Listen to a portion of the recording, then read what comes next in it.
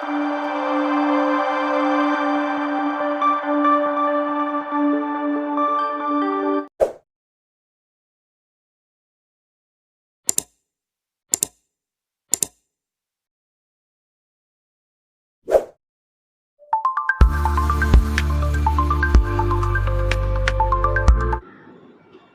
நாவல் பெருமையோடு வழங்கும் அடுத்த நாவல் வானில் பறந்த ஒற்றை பறவை அவள். தினமும் ஒரு அத்தியாயம் வீதம் பதிவிடக்கூடிய இந்த நாவலில் இன்று நாம் கேட்க போகிறது நாவலோட 6வது அத்தியாயம். நாவலை முழுசாக கேளுங்க.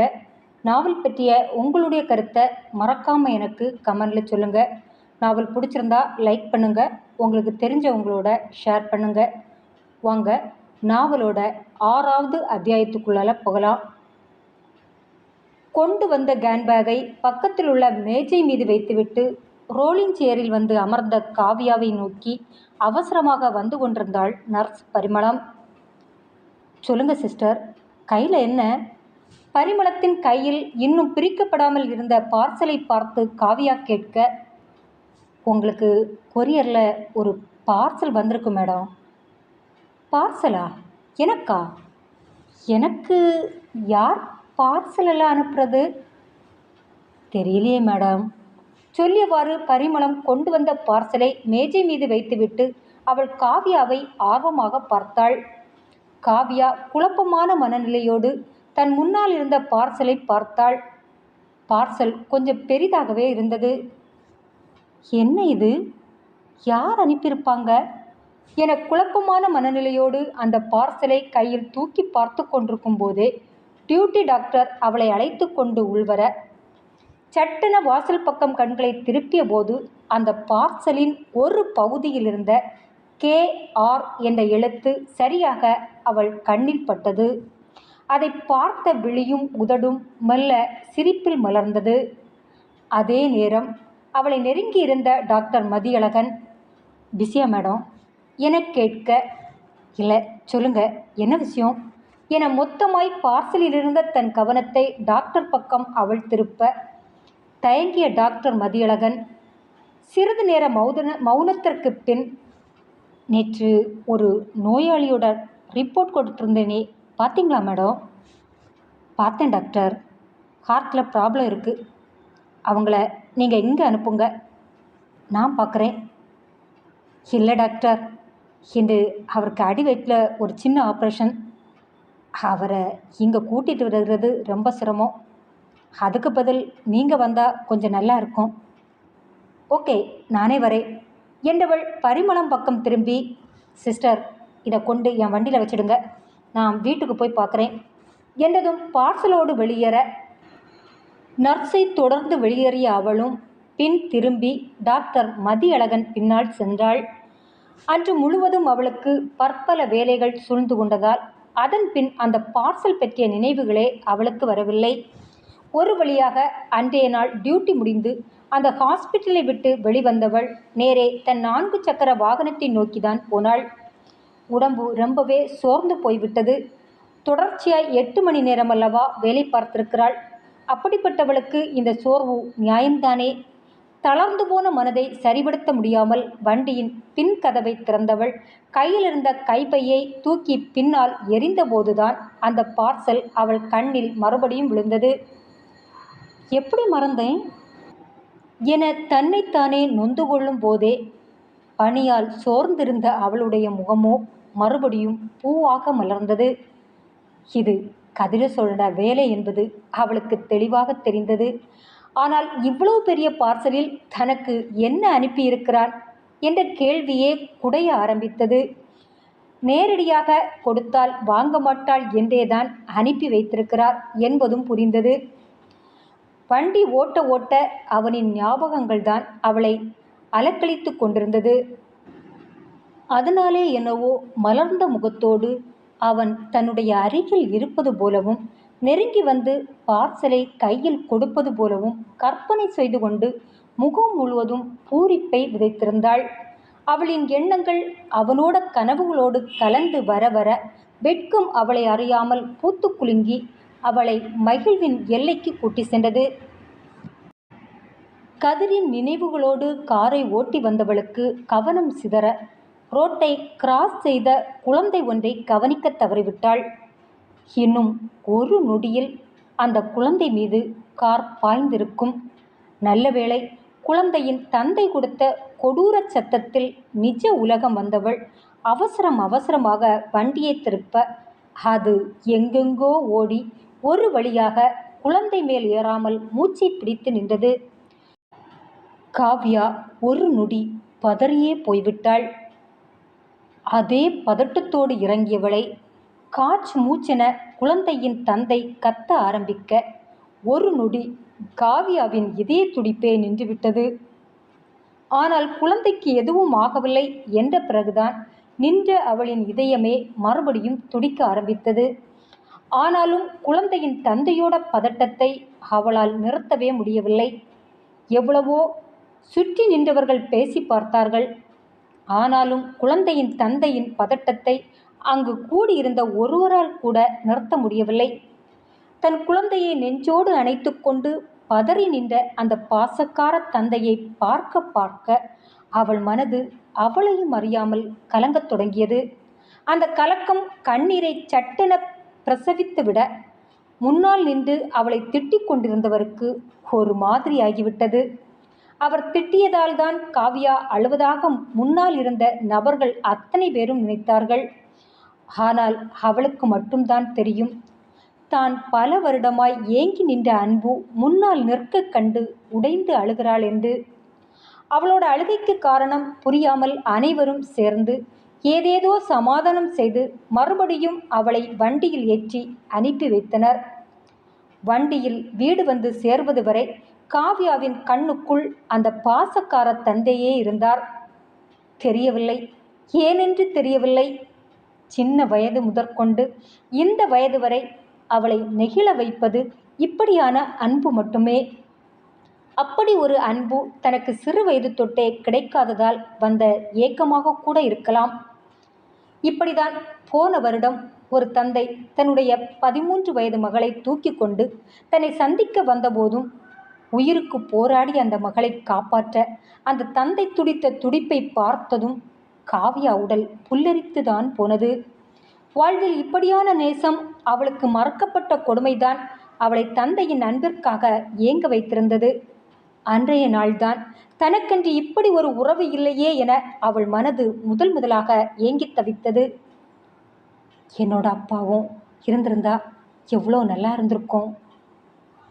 ஆமா, அப்பா எப்படி இருப்பாரு? கருப்பா சிவப்பா? எதுவும் தெரியலையே. அம்மாயா கேட்கலான்னா அவர் பேச்சு எடுத்தாலே அம்மா அழுறாங்க. இப்போ கொஞ்ச நாளாக தான் அவரை மறந்து நிம்மதியாக அமைதியாக இருக்காங்க. அவங்களோட நிம்மதியை கெடுத்து அவரை பற்றி அறிந்து கொள்வதை விட அமைதியாக இருந்து விடுவது மேல் என்றே இந்நாள் வரை காவ்யா அவரை பற்றி பெரிதாக கேட்பதில்லை. ஆனாலும் நாளாக ஆக அவளுக்குள்ளும் ஒரு தேடல் இருக்கத்தான் செய்தது. அதை தாயிடம் காட்டிக்கொள்ளாவிட்டாலும் இப்படி சில நிகழ்வுகளில் அவள் மன ஆசை வெளிப்பட்டு விடுவதுண்டு. ஆனால் தன் மனோ ஆசையை தாயிடம் சொல்வது அவளால் இதுவரை முடிந்ததில்லை. ஒருவேளை இப்படிதான் தந்தை தாயை நேசித்திருப்பாரோ? இந்த அன்பை மறக்க முடியாமல் தான் தாய் அந்த அளவு அழுதிருப்பார்களோ என்றெல்லாம் பலமுறை நினைத்திருக்கிறாள். ஆனாலும் அப்படி நடந்திருந்தால் அம்மா வாய் ஓயாமல் அவர் புகழ் பாடிக்கொண்டே அல்லவா வாழ்ந்திருப்பார். அப்படி இதுவரை அம்மா அப்பாவை பற்றி பேசியதே இல்லையே. ஆமா, பேசியதே இல்லை. ஒரு நொடி யோசித்தவள், ஏன் அம்மா இதுவரை அப்பாவை பற்றி பேசியதில்லை? ஆரம்பத்திலிருந்தே காவ்யாவிற்கு இந்த எண்ணம் அடிக்கடி வரும்போதெல்லாம் யோசிக்காமல் தாயிடம் போய் நின்றிருக்கிறாள். அப்படியான நேரங்களிலெல்லாம் அவள் தாய் அவளை கட்டி அணைத்து அழுதிருக்கிறாளே தவிர வாயிலிருந்து எந்த வார்த்தையும் பேசியதில்லை. நாளாக ஆக தாயை சங்கடப்படுத்த விரும்பாமலே அதை பற்றி கேட்பதை காவ்யா நிறுத்தி கொண்டிருந்தாள். தனிமையில் தாயோடு வாழ பழகி கொண்டாள். தாய் கம்பீரமாய் வெளியில் காட்டிக்கொண்டாலும் மனம் முழுவதும் ஏதோ ஒரு குமுறலை வைத்து கொண்டு தவிப்பது அவளுக்கு தெரியாமல் இல்லை. ஆனாலும் தாயே சொல்லாமல் எதையும் கேட்டு மறுபடியும் அவர்கள் கம்பீரத்தை குலைக்கக்கூடாது என்றே அதை பற்றி கேட்பதையே நிறுத்தியிருந்தாள் காவியா. ஆனால் இன்று ஏனோ தந்தையின் ஞாபகம் அந்த சிறுமியின் தந்தையால் ஏற்பட்டுவிட மன சஞ்சலத்தோடு வந்தவள் காரை வீட்டின் முன் கொண்டு வந்து நிறுத்தினாள். வண்டியை விட்டு சோர்வோடு இறங்கியவள் வண்டியின் பின் டோரை அரைந்து சாத்திய போது உள்ளே காலையில் நர்ஸ் பரிமளம் கொடுத்த பார்சல் கண்ணில் விழ கன பொழுதில் அவள் முகம் பொலிவை காட்டி நின்றது. இதுவரை சோர்ந்திருந்த மனம் சட்டென சுறுசுறுப்படைய ஆசையோடு அந்த பார்சலை கையில் எடுத்தவள் உதடு புன்னகையில் மெல்ல விரிந்தது. இதுவரை மனதை வாட்டி வதைத்த எதுவும் இப்போது அவள் உள்ளத்தில் இல்லை. கன நேரத்தில் கதிரை பற்றிய ஞாபகங்கள் அலை அலையாய் வரத் தொடங்கின. அப்படி அவனின் ஞாபகங்கள் வர வர அவளுடைய முகம் நாணத்தை முகம் முழுவதும் படரவிடத் தொடங்கியது. கையில் எடுத்த பார்சலோடு தன் வீட்டு வாசலை நோக்கி நடந்தாள். என்னவாக இருக்கும்? ஆர்வம் விடாமல் அவளை ஓட வைக்க பார்சலோடு மலர்ந்த முகத்தோடு உள்வந்தவள் அவசரமாக அந்த பார்சலை பிரித்தாள். முதலில் அவள் கண்ணில் பட்டது ஒரு ஜீன்ஸ் பேக். பார்வைக்குள் அது காண கிடைத்ததுமே அவள் விழி பெரிதாக விரிந்தது. இது இது நாம அந்த ஃபேன்சி கடலை பார்த்ததில்லையா? திருப்பி திருப்பி பார்த்தவள் நொடி பொழுதில் மனதில் எதுவோ நெருட அடுத்த பொருள் மீது பார்வையை செலுத்தியவள் அந்த பொருளை பார்த்ததும் துள்ளியே விட்டாள். இது கூட நாம அந்த கடையில் பார்த்ததானே? அப்படி என்றால் அந்த மாலில் கதிர் இருந்தாரா? என்னை தொடர்ந்து மிக அருகில்தான் வந்து கொண்டிருந்தாரா? நான் பார்க்கவே இல்லையே. என்னை க்ளோஸாக வாட்ச் பண்ணியிருக்கிறார். நாங்கள் 2 பேரும் பேசியதை கூட கேட்டிருக்க வேண்டும். இல்லைனா இப்படி நான் பார்த்து வியந்த அத்தனை பொருளையும் வாங்கி குவிக்க வாய்ப்பே இல்லை. ஆ, இந்த கிளிப் கூடவா? வியப்பு மேலிட ஒவ்வொரு பொருளாக எடுத்து பார்த்தவள் ஒரு கட்டத்திற்கு மேல் கண் கலங்கியே விட்டாள். எதற்கு கதிர் இப்படியெல்லாம் செய்து என்னை தர்ம சங்கடப்படுத்துகிறார்?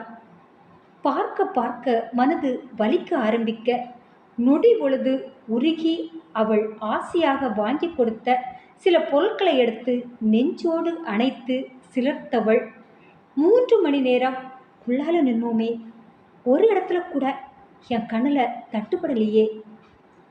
சுமதிக்கு ஒருவேளை தெரிஞ்சிருக்குமோ? அவ சொல்லிதான் ஒருவேளை வந்திருப்பாரோ? சச்ச, இருக்காது. தெரிந்திருந்தா இப்படி அமைதியா என் கூட வந்து பர்ச்சேஸ் பண்ணியிருக்க மாட்டா. அவர் கூட போன்னு எனக்கு பெரிய கிளாஸே எடுத்திருப்பா. அட்லீஸ்ட்டு போகும் போதாவது உண்மையை சொல்லி அவர் கூட வண்டியில் போ என்றாவது கம்பல் பண்ணியிருப்பா. அப்படின்னா நான் போகிற இடம்லாம் என்னை ஃபாலோ பண்ண ஆரம்பிச்சிட்டாரா? ஒரு நொடி உள்ளம் சிலர்க்க ஒவ்வொரு பொருளையும் மறுபடியும் கையில் எடுத்து வருடி கொடுத்தவளுக்கு மனது வலிக்கத்தான் செய்தது. கதிரை கஷ்டப்படுத்துகிறோம் என்பது அவளுக்கும் தெரியதான் செய்கிறது. ஆனாலும் தாய் இப்படி இருக்கும் சூழலில் தாய் எப்படி எடுத்துக்கொள்வாளோ என்ற தயக்கம்தான் அவன் காதலை இன்று வரை ஏற்றுக்கொள்ளாமல் அவளை வைத்திருக்கிறது. ஆனாலும் அவனை மொத்தமாக விலக்கும் அளவு அவள் மனம் கடினப்பட்டு போகவும் இல்லை. மனது அவனை ஏற்று எவ்வளவோ நாளாகிவிட்டது. ஆனாலும் அதை வெளிப்படுத்தத்தான் அவள் தயாராய் இல்லை. அவனை விட முடியாமலும் இழுத்து அணைக்க முடியாமலும் தயக்கமாய் நாட்களை கடத்தினாலும் தனிமையில் ஒவ்வொரு நொடியும் அவன் சேட்டையை ரசித்தவாறேதான் கடத்தி வந்தாள். இன்றும் அதே உணர்வில்தான் அவன் தனக்காக வாங்கி அனுப்பியிருந்த பரிசு பொருட்களை நெஞ்சோடு அணைத்து கொண்டே கட்டிலில் பொத்தன விழுந்து புரண்டாள். நெஞ்சோடு அவன் வாங்கி அனுப்பிய சாரி இருக்க சந்தோஷத்தின் உச்சத்தில் புரண்டவளின் முகத்தில் ஆரம்பத்தில் மகிழ்ச்சி தாண்டவமாடியது. நேரம் ஆக ஆக அவள் கண்களில் கண்ணீர் அணையட்டி நின்றது. அந்த கண்ணீர் துளிகளுக்கு நடுவில் நின்று கொண்டு கதிர் அன்று முழுவதுமே சிரித்து கொண்டே இருந்தான். அடுத்து வந்த நாட்களெல்லாம் கதிர் காவியாவை நெருங்கி வராவிட்டாலும் தூரமாய் நின்று நோட்டமிட்டு கொண்டுதான் இருந்தான். ஆனால் ஒரு நாளும் தான் வாங்கி அனுப்பிய எந்த பொருளையும் அணியாமல் வரும் காவியாவை கண்டதும் மனது சுருங்கதான் செய்தது. இப்படியே நாட்களை கடத்திய இருவரின் வாழ்வில் ஒரு நாள் காலையில், காதலா காதலா காதலால் தவிக்கிறேன், அழகிய கானத்தோடு தன் செவிப்பறையில் ஓங்கி அறைந்த ரிங்டோனை அணைத்து காதுக்கு கொடுத்தான் கதிர். சொல்லுடா, உங்க காட்டுல அடமலன்னு அறிஞ்சேன். என்ன விஷயம்? அங்க வர அதுக்குள்ள வந்துடுச்சா? அப்புறம் எனக்கு தெரியாம எப்படி? அது நம்ம டீன் கூப்பிட்டு டிக்கெட் போட சொன்னாரு. எனக்கு ஆச்சரியமா போச்சு. காவியா உன்னோட வெளியூர் வர சம்மதிச்சத இன்னுமே என்னால நம்ப முடியல. எப்படி எப்படி நடந்துச்சு இந்த அதிசயம்? எத்தனை நாள் நான் சில நோயாளிகளை பார்க்க கூட்டிருப்பேன் தெரியுமா? முடியாதுன்னு மறுத்தவ இப்ப எப்படி? அதுவும் உன் கூட? அதிர்ஷ்டம்டா, அதுவும் பேரதிர்ஷ்டம். இல்லைனா இப்படி ஒரு வாய்ப்பு நம்ம டீனால எனக்கு கிடைச்சிருக்குமா? அவர் கூப்பிட்டு சொன்னப்ப சும்மா விளையாடுறதா தான் நினைச்சேன். ஆனா அவளை கூட்டிட்டு வந்து என் முன்னால நிப்பாட்டி கேட்டபோது என்னால நம்ப முடியலடா. அந்த நொடி கூட அவளை நம்ப முடியாம அதிர்வோட தான் பார்த்தேன். ஆனா காவியா எந்த ரியாக்ஷனும் முகத்துல காட்டாம அவ்வளவு இயல்பா பெரியவர்கிட்ட பேசுறா. ஒரு முறை என் கையை கூட கிள்ளி பார்த்தேன்னா பார்த்துக்க. என்ன கதிர், போதுமா? இப்ப நம்புறியா அப்படின்னு டீன் கேட்டதுக்கு அப்புறம்தான் என் மனசுக்குள்ள பட்டாம்பூச்சா பறக்க ஆரம்பிச்சுது. அது எனக்கு மட்டும்தான் தெரியும். அவ எதுவும் பேசினாளா? எதை பற்றி? உன் கூட வருகிறத பற்றி? அது பற்றி பேசல. ஆனா நாங்கள் ட்ரீட்மெண்ட் போகக்கூடிய நோயாளி பற்றி டிஸ்கஸ் பண்ணிட்டா. அப்புறம் திரும்பி பார்க்காமலே போயிட்டா. சரி, அதை விடு. எங்கே போகிறீங்க? ஏன் டிக்கெட் போட சொன்ன டீன் இதை பற்றி உங்ககிட்ட சொல்லலையா? சொல்லலடா. அவர் வந்து பார்த்து பேச சொல்லியிருக்காரு. இனிதான் போய் கேட்கணும். அப்படியா? இந்தியாவுக்கு? அட, நம்ம நாட்டுக்கா? அதுவும் பனிப்பொழியும் காஷ்மீருக்கு. சூப்பர்டா. உன் நேரம் ஒர்க் அவுட் ஆகுதுன்னு தோணுது. Anyway, congratulation. தேங்க்ஸ்டா. தயங்கி தயங்கி இருந்துடாத. தனித்தனியாக போய் ஜோடியாக தான் 2 பேரும் திரும்பி வரணும். இதை விட ஒரு அருமையான சந்தர்ப்பம் இனி உனக்கு அமையாது. அது எனக்கும் தெரியும்டா. ஆனாலும் கூட கூட வர சம்மதிச்சதே பெரிய விஷயம். இந்த நேரம் பேச போய் எதுவும் தப்பாக ஆயிடக்கூடாதுன்னு கொஞ்சம் பயமாக தான் இருக்குது. இல்லைடா, தனிமையான சூழல் காவிய மனசில் ஒரு நல்ல மூமெண்ட்டை விதைக்கும். நீ தயங்காமல் வாய்ப்பு கிடைக்கும் போதெல்லாம் பேசிடு. இங்கே போல் உன் அருகாமைக்கு வராமல் அவளால் ஓடி ஒழிய முடியாது. நீ என்ன பேசினாலும் கேட்டு தான் ஆகணும். நீயும் தயங்கிட்டு நிற்காம வாய்ப்பு கிடைக்கும் இடம் எல்லாம் உன் மனசை திறந்து காட்டிடு. நிச்சயம் காவியா உன் அன்பை புரிஞ்சுப்பா. அதுக்கு அவள் சொதப்பாமல் என் கூட வரணும். இப்போ ஓகே சொன்னாலும் கிளம்புறதுக்கு முன்னால் எப்போ வேணா மாற்றி பேசலாம். அதுக்கு வாய்ப்பே இல்லை கதிர். நீங்கள் பார்க்க போகிற நோயாளியுடைய நிலைமை ரொம்ப சீரியஸாக இருக்குது. இப்போ கூட காவியாவோட வழிகாட்டல் பேரில் தான் அந்த ட்ரீட்மெண்ட் போயிட்டுருக்கு. அதில் வேற நோயாளி நம்ம டீனோட ரிலேஷன். இது ஒன்று போதாதா? காவியா உங்கூட வருகிறது தீர்மானிக்கப்பட்டு விட்ட பயணம். தயங்காமல் ரெடியாயிரு. இந்த வாய்ப்பு நிச்சயம் உங்ககிட்ட இருந்து பறிக்கப்படாது. மஞ்சா, சந்தோஷந்தான். எப்படியும் அவளோட போகிற இந்த பயணத்தில் அவளை மாற்றிடுவேன். இது மட்டும் நடக்கணும்.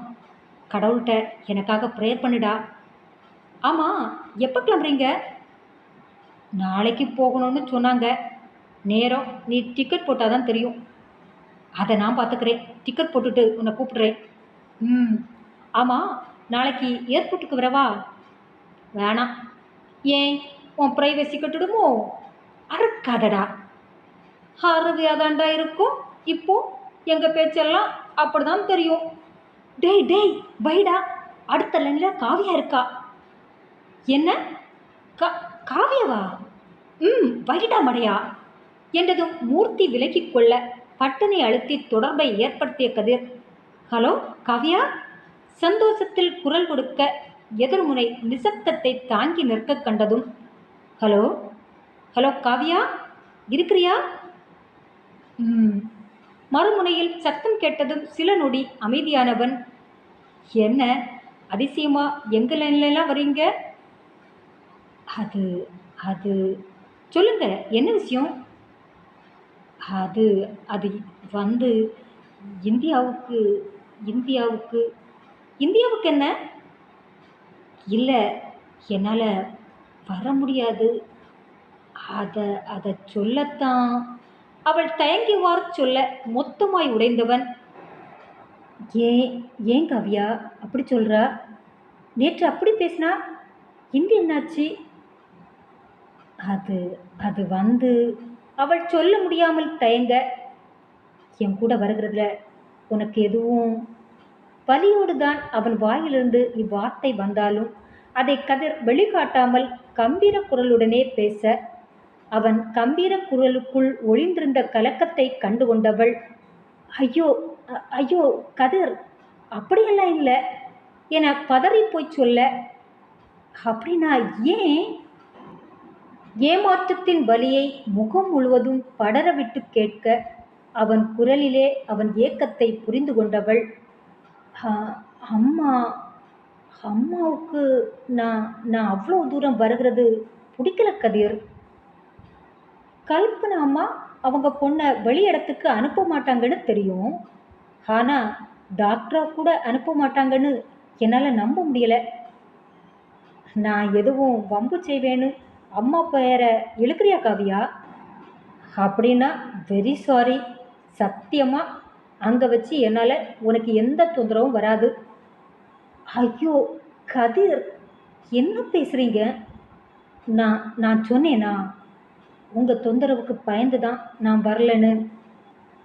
நிஜமா நிஜமா அம்மாவுக்கு தான் நான் அங்கே வருகிறது பிடிக்கல. ஏன் தெரியல. எப்போவும் அவங்க என்னை தனியாக விட விரும்ப மாட்டாங்க. இப்போவும் அது கூட காரணமாக இருக்கலாம். அதான் நான் கூட வரேனே, அதுவும் கூட காரணமாக இருக்கலாம். அப்படின்னா என்னால் உனக்கு எதுவும் பிரச்சனை வந்துடும்னு கல்பனா அம்மா நினைக்கிறாங்களா? சே, அப்படியெல்லாம் சொல்ல முடியாது. அம்மா இப்படி தான். இதுவரை அவங்க என்னை பெருசாக வெளியில் போக அனுமதிச்சதே இல்லை. அதான் தெரியுமே. அதுக்காக ஒரு டாக்டராக இருந்துக்கிட்டு உயிருக்கு போராடிட்டு இருக்கிற ஒரு மனுஷனை காப்பாற்ற அனுப்ப மாட்டாங்களா? கல்பனாமா அப்படிப்பட்டவங்க எல்லாம் இல்லையே. நீ தான் என்கிட்ட ஏதோ பொய் சொல்கிறான்னு நினைக்கிறேன். நான் ஏன் பொய் சொல்லணும்? அப்படின்னா உனக்கு என் கூட வர விருப்பம்தானா? விருப்பம் இல்லாமலையா நேற்று சம்மதிச்சேன். அப்போ சரி, பிரச்சனையை என்கிட்ட விட்டுடு, நான் பார்த்துக்கிறேன். உன் அம்மாவை எப்படி சம்மதிக்க வைக்கிறது, உன்னை எப்படி அவங்க சம்மதத்தோடு அழைச்சிட்டு போகிறதுன்னு நான் முடிவு பண்ணுறேன். அப்போ சரி என தயங்கியவாறு தான் ரிசீவரை வைத்தாள். ஆனால் அவள் அடி மனது மட்டும், கதிர் எப்படி குட்டி கர்ணம் போட்டாலும் அம்மா சம்மதிக்க போகிறதில்ல. அப்படி இருக்க அவர் ரொம்ப நம்பிக்கையோடு பேசுகிறது தான் ரொம்ப கஷ்டமாக இருக்குது. அவர் பேச போய் அம்மா எதுவும் கோபத்தில் கத்திடுவாங்களோ என்ற பயம் கூட அவள் அடி மனது முழுவதும் விரவி நின்றது. இது தெரியாமல் கதிர் காவியாவோடு செல்லும் நொடிக்காக தவம் இருக்க தொடங்கினான். அத்தியாயம் தொடரும். என ஃப்ரெண்ட்ஸ், நாவலுடைய 6வது அத்தியாயம் எப்படி இருந்துச்சு என்கிறத மறக்காமல் கமெண்டில் சொல்லுங்கள். நாவல் பிடிச்சிருந்தா லைக் பண்ணுங்கள், உங்களுக்கு தெரிஞ்சவங்களோட ஷேர் பண்ணுங்கள். நாளைக்கு இந்த நாவலின் அடுத்த அத்தியாயத்தோடு உங்களை சந்திக்கும் வரை உங்களிடமிருந்து விடைபெறுவது உங்கள் செல்வம்.